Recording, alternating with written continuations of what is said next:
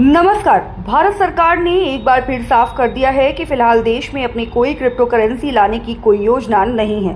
राज्यसभा में वित्त राज्य मंत्री पंकज चौधरी ने बताया कि भारत में क्रिप्टो करेंसी और डिजिटल रुपी दोनों अलग अलग चीजें हैं। उन्होंने कहा कि भारतीय रिजर्व बैंक यानी आरबीआई कोई क्रिप्टो करेंसी जारी नहीं करता।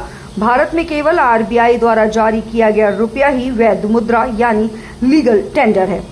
वहीं डिजिटल रुपी या सेंट्रल बैंक डिजिटल करेंसी यानी सीबीडीसी भारतीय रुपए का ही डिजिटल रूप है। ये क्रिप्टो करेंसी नहीं है, बल्कि सरकार और आरबीआई द्वारा नियंत्रित आधिकारिक डिजिटल मुद्रा है। आरबीआई फिलहाल डिजिटल रुपी को चरणबद्ध तरीके से लागू करने की दिशा में काम कर रहा है।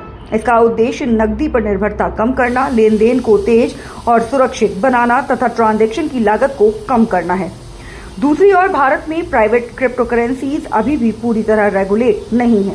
सरकार पहले इन पर प्रतिबंध लगाने की संभावना पर विचार कर चुकी है, लेकिन अब तक कोई अंतिम फैसला नहीं लिया गया है। आपको याद होगा कि वर्ष 2022 के बजट में वित्त मंत्री निर्मला सीतारमण ने डिजिटल रुपी की घोषणा की थी। साथ ही क्रिप्टो करेंसी और एनएफटी से होने वाली आय पर 30% टैक्स लगाने का भी ऐलान किया गया था। यानी सरकार का संदेश बिल्कुल स्पष्ट है। भारत का फोकस अपनी आधिकारिक डिजिटल रुपी यानी सीबीडीसी को आगे बढ़ाने पर है, न कि नई क्रिप्टो करेंसी लॉन्च करने पर।